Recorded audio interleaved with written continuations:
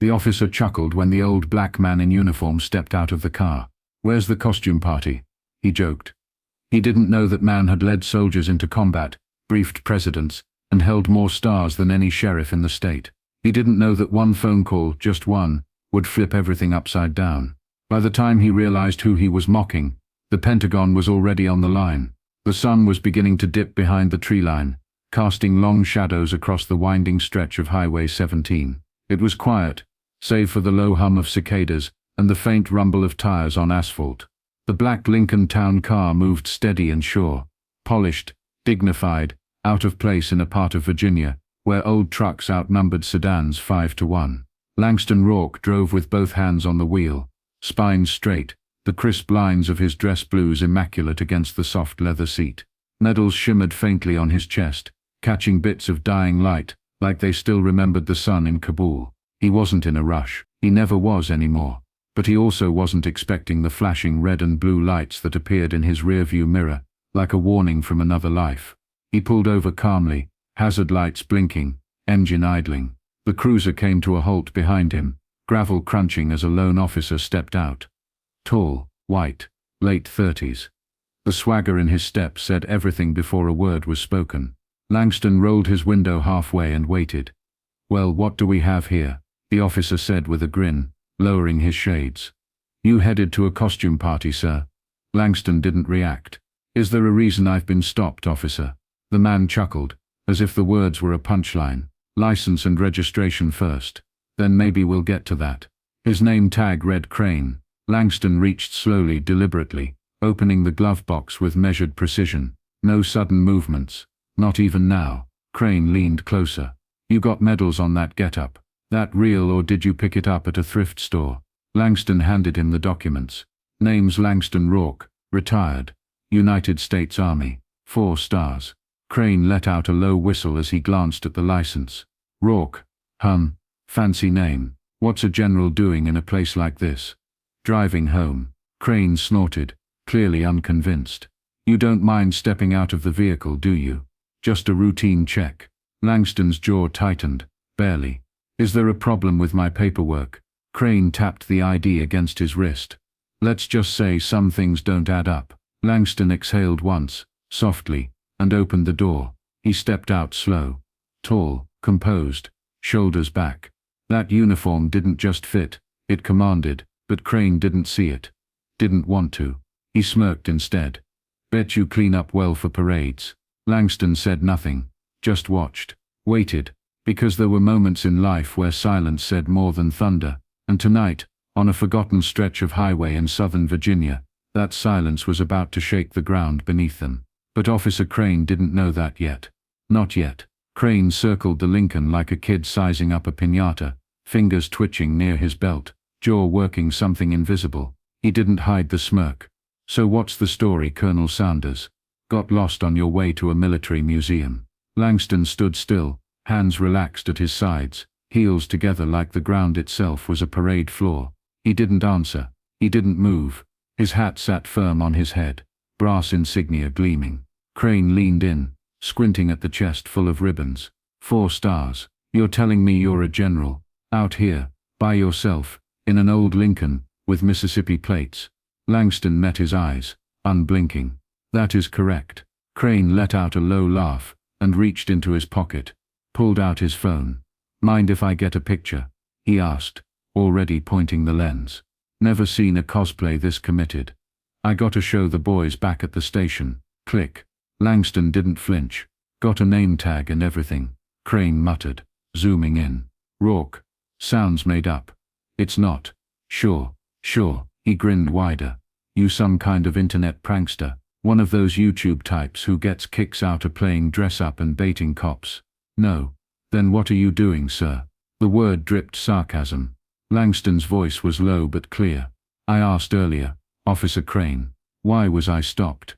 The question landed like a pebble in a still pond, soft but rippling outward. Crane didn't answer right away. He looked back at the cruiser, then at Langston again, as if waiting for the punchline. "You didn't signal back there," he finally said, vaguely gesturing behind them. "Might have been a safety issue." Langston didn't nod, didn't protest, just stood. Crane grew restless. You got anything in the car? Weapons? Medications? Anything I should know about? No. You mind if I take a look? I do. Crane's face shifted, just slightly. You refusing a lawful request. I'm stating my rights. You don't have probable cause. Crane took a step back, phone still in hand. So that's how it is. That's how it is. Langston echoed, calm as ever. The wind rustled through the pines. Far off, a truck engine groaned. The officer stared a second longer, chewing his cheek, then muttered, "This is above my pay grade." Langston didn't smile, didn't speak. He didn't need to. Some men use volume, others use presence. And what Crane didn't realize, what he'd never been taught to recognize, was the kind of quiet that builds nations, commands battalions, and destroys careers in a single line of testimony. Langston had lived in that quiet his whole life, and now, it was Crane's turn to hear it. Crane held the ID like it was a playing card. Someone dared him to believe. He squinted at it, turned it sideways, like the angle might reveal the trick, then chuckled, quiet and mean. "Langston Roarke," he said, exaggerating the syllables. "General, 4 stars, retired, U.S. Army." He paused. "Yeah, sure." He tossed it back. Not handed, tossed, and it landed face down on the hood of the Lincoln. The plastic clicked against metal, then slid slightly toward Langston's hand. Langston didn't react. He picked it up, wiped a fingerprint off the edge with his thumb, and placed it carefully back into the wallet that bore the faint gold imprint of the Department of Defense. "You'd be surprised what they print up at Kinko's nowadays," Crane added, still pacing. "I mean, come on. You expect me to believe a general rides solo in a Lincoln without a flag plate? No entourage? No tinted windows?" Langston replied evenly, "I don't need an entourage to visit my sister, Officer Crane." "Sure, visiting your sister," Crane repeated like a punchline. "Bet she's a colonel too, huh?" Langston's eyes didn't move from him. "She runs the local VA, and she outranks you in every measurable way." Crane's smirk faded just slightly, the joke turning bitter in his mouth. He shifted his stance. "Let me guess, you want to talk to my supervisor now?" Langston looked at him, really looked, and then said, with surgical precision, "No, I want to know if you understand what you're doing." Crane blinked. "What? You've conducted a stop without probable cause. You've mocked a federal officer in uniform. You've mishandled government identification. You're on camera." Crane laughed again, louder this time. "Camera? You don't have a phone out." "I don't need one." That silenced him for a beat. Then Crane crossed his arms, posture defensive.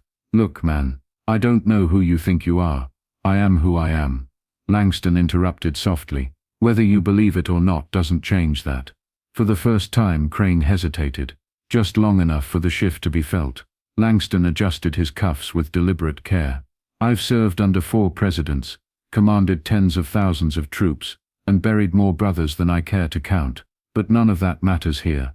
Not to you, because you didn't see a general. You saw a black man in a nice car." Crane looked away. No punchline this time. Just silence, thick enough to weigh the air down. Langston stepped closer, not aggressive, just present.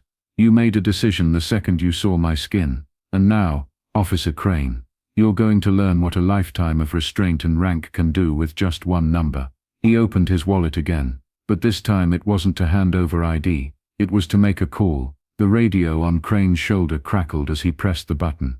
"Dispatch, this is Unit 23. I've got a possible impersonator, requesting backup." Langston stood still beside the Lincoln, the hum of the car engine barely audible behind him. His hands were visible, open, one still resting lightly on the edge of the hood, the other hanging at his side, unthreatening, disciplined. Crane wasn't looking for discipline, he wanted compliance. "Step away from the vehicle," he barked. "Now." Langston met his eyes. "I've done nothing wrong, officer. Don't care. Step away." Langston took one slow step back, boots crunching against the gravel shoulder. Still no panic, still no fear, just measured movement, as if every second was a metronome. He didn't raise his voice, didn't plead, he didn't need to, but Crane wasn't used to that. "Hands behind your back," he said, louder now, adrenaline leaking into his tone. "Let's not make this difficult." Langston didn't argue. He turned. The cuffs clicked into place, too tight, intentionally, Crane forced him to lean against the side of the car as he patted him down, his hand rougher than necessary, jostling the metals, knocking one askew. Langston said nothing. Across the highway, a car slowed briefly, then kept going. No one stopped. Not here, not in this part of Virginia. Just another black man in cuffs. Seen it before. Crane smirked to himself. Don't worry. If you are who you say you are, we'll have this sorted out in no time. Langston glanced sideways. And if I'm not? Crane's smile widened. Then your little dress-up stunt ends with a nice long conversation downtown. Moments later, a second cruiser pulled up. Officer Burns. Younger, beard still patchy. He stepped out adjusting his belt, eyes narrowing when he saw the scene. What's the charge? Burns asked. Impersonating a federal officer, Crane replied, loud enough for Langston to hear. Maybe resisting. Did he resist? Not yet, but give him time. Langston exhaled slowly. You're manufacturing a threat that doesn't exist. Crane turned. You keep talking like that. I might add, disorderly conduct. Burns shifted uncomfortably. Want me to search the vehicle? Crane nodded. Trunk and glove compartment. Maybe he's got some fake paperwork in there too. Langston spoke without turning his head. You are violating federal law. Crane snorted. You keep saying that like it matters. But what he didn't know, what neither of them knew, was that Langston's single call hadn't gone to some family friend. It had gone to the Pentagon. And right now, 40 miles away, a woman in a grey suit was walking down a hallway lined with flags, her expression unreadable, her badge shining gold beneath the words Department of Defense. She wasn't coming to argue. She was coming to remind them who they'd just put in cuffs. The cuffs pressed into his wrists, biting just enough to remind him they were there. Langston didn't resist, didn't shift. He simply stood, spine straight, boots anchored, as Officer Burns circled the car like a dog, searching for something it didn't understand. The trunk popped open. The glove compartment was yanked with unnecessary force. Papers were rifled, a folded map torn slightly at the seam. No one asked permission. No one offered explanation. Langston watched, not with panic, not with anger, but with the stillness of a man who had once stood in the middle of crossfire and calculated wind speed. He'd survived generals with too much power, politicians with too little courage, and sandstorms that buried entire camps. This was familiar in a different way. This was the storm at home. Crane leaned against the hood, arms crossed like he'd won something. You always drive around dressed like that, General. Langston said nothing. Crane chuckled. Must be hard, huh? Walking around pretending the world owes you something. Still, silence.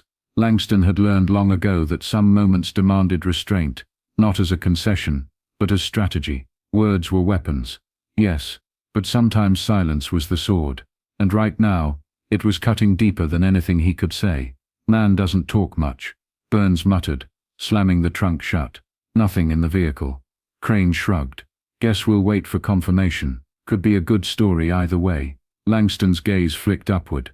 A hawk circled high above the tree line, its wings slicing through the last of the evening light. The sky was turning, fading to that deep southern indigo that always made him think of the Gulf at night. Calm above, chaos below. You think I'm enjoying this?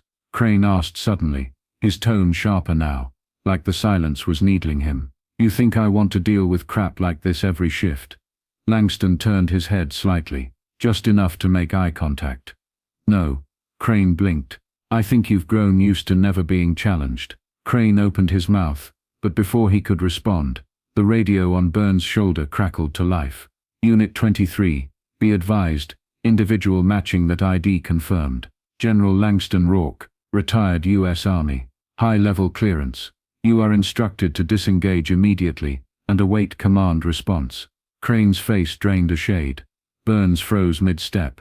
Langston didn't move, didn't smile, didn't gloat. He simply looked forward again, eyes steady on the horizon, like he already knew what came next. Because he did. He wasn't here to teach them a lesson. Not yet. He was here to watch, to document, and to let the weight of their own choices catch up with them, in full public view. Crane leaned back against the cruiser, arms folded, watching Langston like a kid, watching a chessboard he didn't understand. You want your one phone call, he said, smirking. Be my guest. Call your imaginary army. Langston didn't rise to it. He just nodded once. Calm, measured. Left inside jacket pocket. Phone's there. Crane huffed, annoyed, but reached in anyway. He pulled out the black flip phone. Nothing flashy, just functional. Government issue, heavy with silence. Crane placed it in Langston's cuffed hands, still mocking. Go ahead, General. Let him know you've been captured by the enemy. Langston didn't reply. He turned slightly, pressed the familiar sequence of digits with slow, precise movements. No speed dial, no contacts list. Just memory. The line rang once. Twice. Click.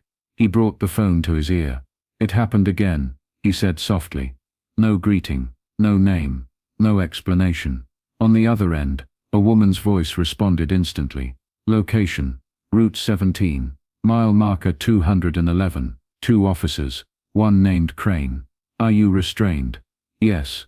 There was a pause. Then we're en route. 10 minutes. Langston closed the phone and held it out. Crane took it, still grinning, but a little slower now. That your wife? He asked. Or did you just report us to Santa? Langston met his gaze with unsettling calm. That was the Pentagon. Crane laughed. But it was thinner this time. Right. And I'm the Queen of England. He shoved the phone into his own pocket. You know, if you're faking this, it's a federal offense. Might want to keep that in mind. Langston didn't respond. Crane hated that. Most people are a little more talkative when they're in cuffs, he added. Langston glanced at the cruiser window, saw his own reflection, still upright, still composed, still wearing every inch of the uniform that Crane refused to see. Most people, Langston said, voice low, don't know what power looks like until it walks into the room. Crane scoffed, but his hand hovered near his belt now. 5 minutes passed. Then headlights appeared at the curve in the road. Black SUV. No lights flashing. No sirens. Just speed and purpose. It stopped behind the cruiser. Doors opened. Out stepped a woman in a charcoal suit, and a Defense Department badge that caught the dying light like a blade. She didn't run. She didn't yell. She walked toward them with the quiet force of inevitability. Crane stood straighter. Burns took a step back. Langston didn't move. Because this wasn't surprise. This was procedure. And for the first time since the stop began, the question wasn't who he was. It was who they had just laid hands on. The SUV didn't screech to a stop. It arrived, like a statement. Smooth black paint. No markings. Government plates. Engine still humming when the door opened. And then she stepped out. Tall. Composed. No hesitation in her gait. A grey suit, tailored to precision. Heels that clicked once on the pavement, then went silent in the grass. She carried a leather folio in one hand, her badge in the other. Crane's smirk dissolved on contact. Rinner shifted, suddenly unsure what to do with his arms. The woman didn't look at either of them. She walked straight to Langston. General Roarke, she said, voice low and level. Are you injured? Langston shook his head. No. She looked at the cuffs. May I? He nodded once. She turned, lifting her badge. Department of Defense. Field Office 4. Crane's mouth opened. Badge numbers, she said, cutting through him like wind through glass. Not loud, not angry, just final. Crane blinked. Namai. Badge numbers. Now. Bernice fumbled first. 2817. Officer Bernice. Gloucester County Sheriff. Crane hesitated, then growled. 1334. Crane. Thank you, she said flatly. She reached into the folio, pulled out a single sheet of paper, and held it toward Crane without looking up.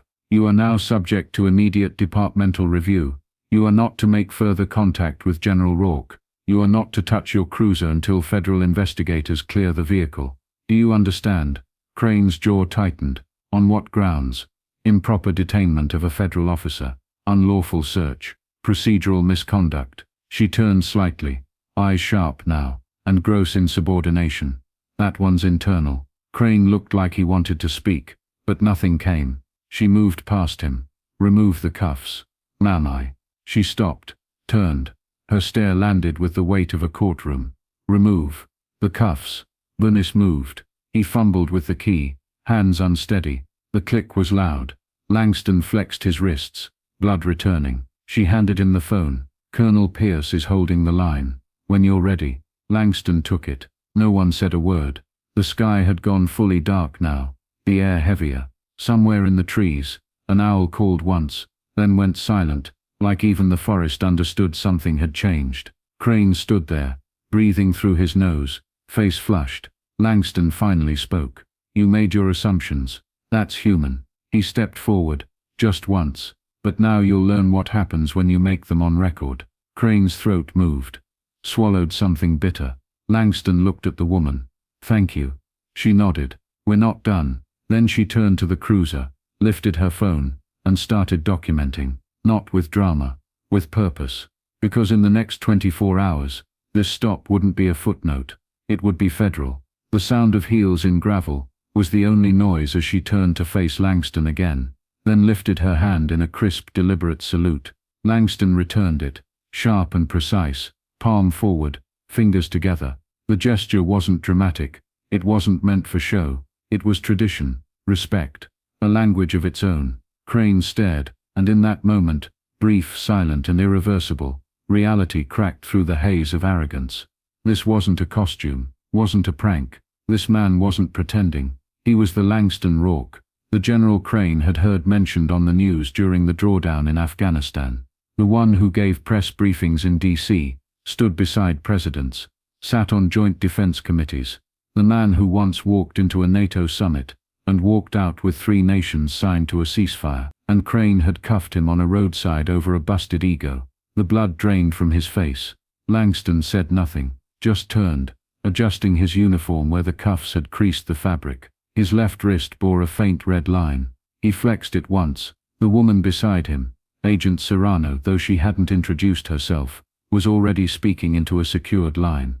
Yes, confirmed. General Roarke is safe. Officers IDD as 1334 and 2817. Local jurisdiction. I need a records hold on body cam and dash footage effective immediately. Crane's mouth opened, but no words came. 1,000 thoughts rushed in. Excuses, deflections, maybe even a joke to soften the air. But none of it fit now. Not against the silence. Langston carried like armor. Sir Bernice finally whispered, nudging Crane. We screwed up. Crane didn't answer. His eyes were still on Langston, who was now walking toward his vehicle, not storming, just steady, measured.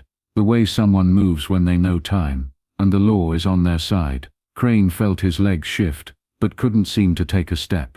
Serrano finished her call, and turned. Internal Affairs will contact your department by morning. Do not speak to the press. Do not speak to anyone outside of your chain of command. You're both on restricted duty, until further notice. What does that mean? Crane rasped. It means for the first time in your career. She replied coldly. Someone's watching you back. Langston opened his car door, paused, then turned just slightly, just enough. Next time, he said quietly, when a man hands you his rank, believe him. The door shut with the clean finality of a gavel. The engine started, and as the taillights of the Lincoln disappeared into the dark, Crane stood on the roadside, gut hollow, face pale, badge, suddenly a weight he didn't know how to carry. This time, the uniform he mocked was the one dismantling his career, by the book. Langston's house sat just outside of Alexandria. Modest from the outside, brick and shuttered windows, the kind of place you'd drive past without a second glance. But inside, the walls told a different story. Framed photos lined the hallway like chapters in a book. Langston in fatigues, kneeling beside a group of young soldiers in Iraq. Langston shaking hands with President Carter, then later, President Obama. A photo of him waist-deep in floodwaters after Hurricane Katrina, pulling a child to safety with a soaked American flag draped over his shoulder.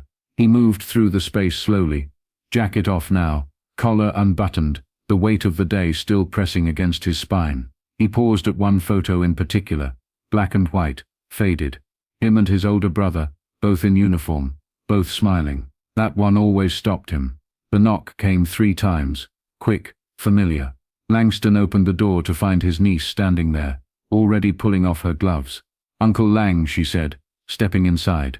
I saw the report. Maya Roarke, Captain, JAG, Corps, sharp jaw, sharper mind. She hadn't needed directions. She knew the way from memory. Langston nodded, figured it wouldn't take long. She set her briefcase on the dining table, already opening files. You want to tell me why I had to find out from the Pentagon and not from you? Didn't want to make a fuss, he said. Fuss? She raised an eyebrow. They cuffed you on the side of the road and searched your car like you were a suspect on the run. That's not a fuss. That's a violation. Langston sat down slowly, the wood chair creaking beneath him. Yes. She opened the folder. You still have the name of the officer, Crane, and Burns, and your contact from the DOD, Serrano. Maya nodded. Good. I've already drafted the preliminary complaint. Civil rights violation under color of law. Illegal detainment. Abuse of authority. We'll start federal. Langston didn't look at the paperwork. He looked at her. You sure you want to go down this road? He asked quietly. It gets messy. You know that. She didn't blink. You taught me how to navigate mess. Outside, the evening had turned black and still. The kind of quiet that only follows a storm, but promises another. Langston leaned back and rubbed his wrists. Faint red marks still visible. Proof. We press charges, Maya said, voice steady. We move loud. You may not want revenge, but we're not giving them silence. Langston looked again at the photo on the wall. Him, saluting beside a flag-draped coffin. A younger man then.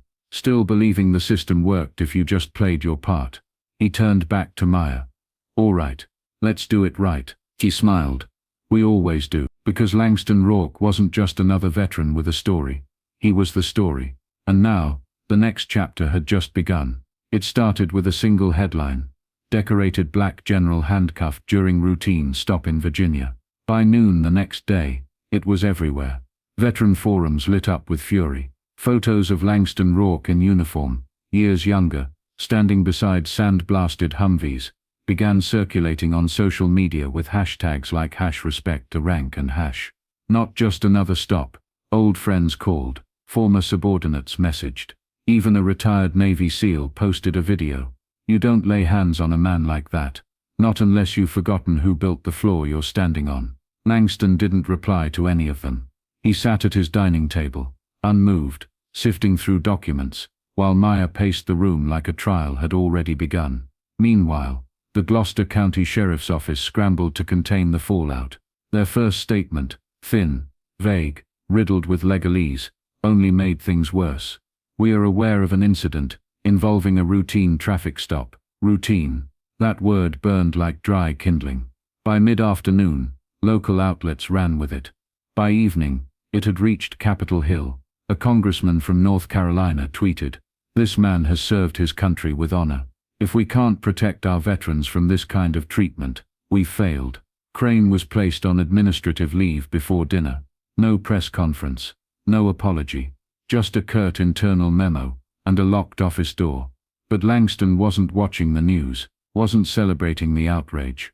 He was reviewing precedent. "Maya," he said, holding up a document. "I want to cite Wen v. United States, not just for the probable cause piece, for the profiling angle. Build the case deeper." She nodded, already making notes. "Uncle," she said gently, "you sure you don't want to go public?" Langston shook his head. "This isn't about television. This is about structure, the kind that needs to be cracked open from the inside." Across the room, the landline rang. He let it go to voicemail. Outside, another reporter sat in a car across the street waiting. Langston moved to the window and drew the curtain closed. "They think I want payback," he said quietly. "But I'm not interested in that." Maya looked up. "Then what are you interested in?" He paused, long enough to feel the weight of it. "Precision," he said. "I want a change that sticks. Not a headline, not a suspension. I want policy review, department training, a written correction that lives in every officer's file who thought the uniform was a lie." Maya smiled. Not wide, just enough, because this wasn't vengeance. This was something deeper, measured, permanent. Langston Roarke didn't need to shout. He didn't need a microphone, or a trending tag. He had the law, the truth, and time, and that was more than enough. The folding chairs were packed tight inside the rec center gym, rows of them filled with residents, reporters and deputies, who suddenly sat a little straighter than usual. The air buzzed, not loud, but tense. Cameras in the back, notebooks open, whispers low. Langston Roarke walked in alone, full dress uniform, polished shoes, no fanfare, no entourage, just presence. The room quieted. Some stood, others didn't know whether they should. Langston took the seat reserved for him near the front, nodded politely at the moderator, then waited, patient, still. When it was his turn he rose. No prepared speech, no podium, just him, in the center of the room, medals catching the dull fluorescent lights like muted echoes of service past. "I wasn't planning to speak," he began, "but I was asked to. So I'll use my time to tell a story. Not about rank, not about honor or foreign soil, but about something harder. I was 22 the first time I wore this uniform in public," he said. "Back from basic, walking through Richmond with my father, chest out, sharp creases, polished buttons. I felt proud, bigger than myself." He paused, until a store clerk told me not to touch the glass. Said I left smudges. My father said nothing, just guided me out. Later he told me, "That uniform may outrank half the men in this city, but it doesn't outrank your skin." Silence fell like ash. Langston scanned the room, steady. "I served 36 years. I've given orders in combat, debriefed senators, flown into war zones with people depending on me to stay calm when everything burned." His voice didn't rise. "But a few days ago, on a quiet road, none of that mattered. Not to the men who stopped me. To them, I was just another black man with a nice car and a story too big to be true." He let that sit. "Imagine that," he said. "Imagine spending a lifetime defending a country that forgets your face the second you take the uniform off, but remembers your skin before you even speak." A woman in the second row wiped her eyes. Langston nodded once, as if to say, "Yes, you understand." He turned toward the local officials seated near the wall. "I'm not here to embarrass your department. I'm here because this happened, because it's still happening, and because some of you still think it's a misunderstanding when it's a pattern. No anger, just truth, delivered like a verdict." He looked at the crowd one last time. "I don't need an apology, I need assurance. That the next man pulled over on that same road doesn't have to be a general to be treated with respect." And with that, he stepped back. No mic drop, no applause cue, just a man who'd already earned every right to be heard. And a room that finally had no excuse left not to listen. The offer came in a manila envelope, hand-delivered by a county representative, who looked like he wanted to be anywhere else. No press, no hearing, just a settlement number written in clean cold ink. Langston didn't open it. He slid it across the table to Maya. "They think that's what I want?" he asked quietly. Maya didn't answer. She already knew the answer. The next morning Langston walked into the sheriff's administrative building, not flanked by cameras, not with lawyers trailing him, just a man in uniform carrying a folder under one arm and history on his shoulders. He met with the sheriff, the county attorney, and the board chair in a plain conference room with bad lighting and weak coffee. No one spoke for the first few seconds. Langston broke the silence.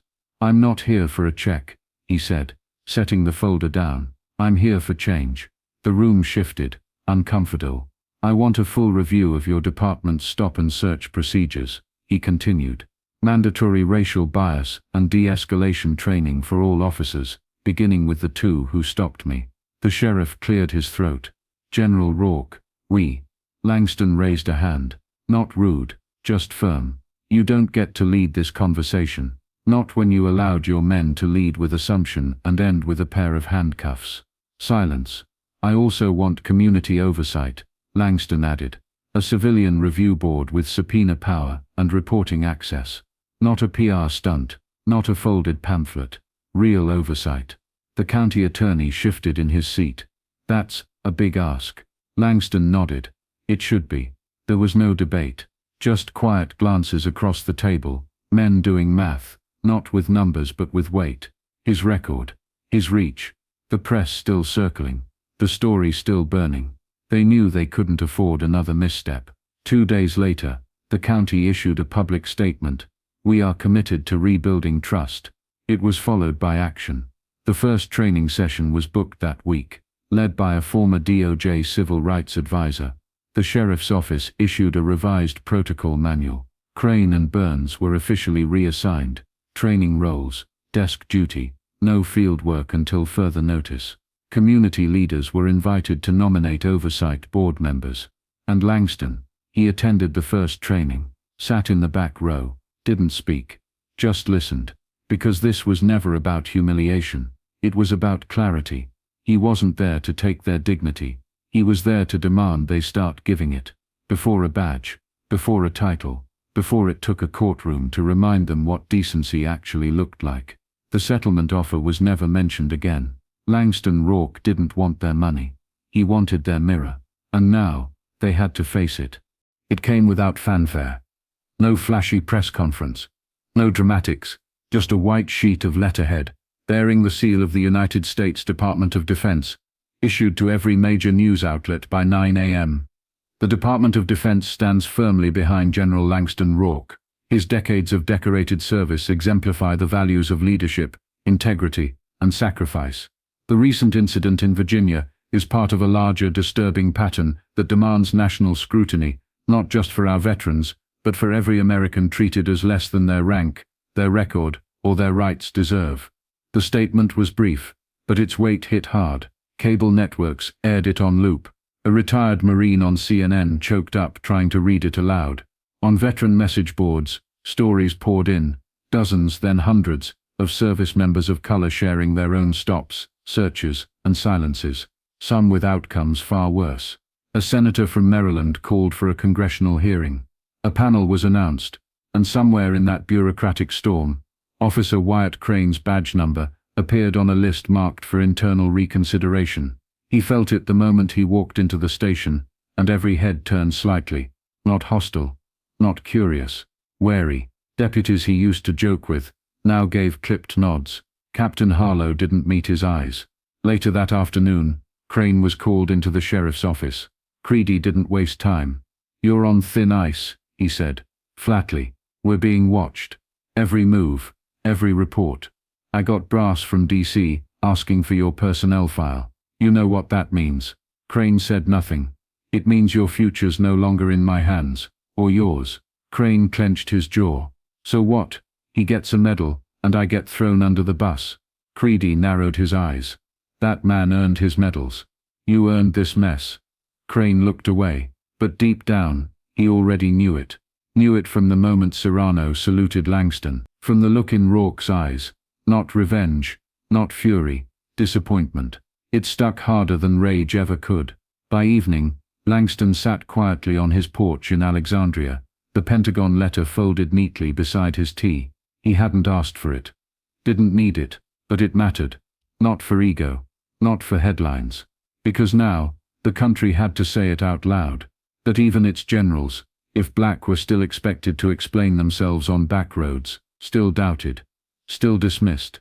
The door creaked open behind him. Maya stepped out, phone in hand. "They want you to testify next month," she said. "Capitol Hill." Langston nodded slowly. "I'll be there." He didn't smile, didn't gloat. He just looked out toward the evening sky, clear, deep, still stretching. Because this wasn't his ending. It was the nation's moment to decide what came next. The envelope was plain. No return address, no markings. Just Langston's name written in neat slanted penmanship across the front. It arrived with the usual mail, a utility bill, a magazine he didn't remember subscribing to, and one padded envelope from a legal colleague. But this one stopped him. He opened it slowly, careful not to tear the paper inside. One page. Lined notebook paper. Written in black ink, the words tight and deliberate, like the writer had been holding something in for a long time, and wasn't sure if he was allowed to say it. Langston sat at the kitchen table, turned the letter over once, then began to read. "General Roarke, I saw what happened. I saw it online. I watched the video, the photos, read the article twice. I wasn't surprised, but I was shaken. I'm a second-year cadet at West Point. Raw TC, before that. I'm top of my class, but I've been second-guessed since the day I showed up. Too quiet. Too confident, too black. Last month, after another round of random inspections, and a conversation where I was asked how I ended up in military science, instead of track and field, I seriously considered quitting. Not because I couldn't do it, but because I started to wonder if it even mattered. Then I saw you, standing in full dress, not raising your voice, not asking for pity, just telling the truth, like it was a duty you still honored, even when others didn't honor you. It reminded me why we wear this uniform, not for the country that forgets our names the second we step out of formation, but for the ones who are still watching, still doubting, still hoping we'll make it long enough to matter. You made it, and you didn't just survive. You spoke. You stood, and now I will too. Thank you, sir, for reminding me who I am. Respectfully, Cadet A. Winslow Langston sat back, eyes still on the page. Outside, the neighborhood was quiet. A dog barked 2 houses down. Someone was mowing a lawn. Life moved on. He folded the letter carefully, placed it inside his notebook, the same one where he kept notes from the case, the DOD statement. And now, this. Meyer walked in from the porch, set 2 mugs on the counter. Mail? Langston held up the letter. Cadet, young, smart, watching. She took it, read the first few lines, then looked at him. You changed something, she said. Langston didn't answer. He didn't need to, because some victories don't come with medals or cameras, or courtrooms. Some come in the quiet ink of a letter, written by someone who almost gave up, but didn't. The morning was cold, but dry, the kind of chill that settled into the bones without warning. Langston stepped out of the cab just beyond the front gates of Arlington, the weight of his dress uniform pressing evenly across his shoulders like it belonged there, because it did. No ceremony, no cameras, no scheduled wreath. Just him. He walked slowly down the path, past rows and rows of white marble markers, each one catching the soft grey light like frozen time. He didn't rush.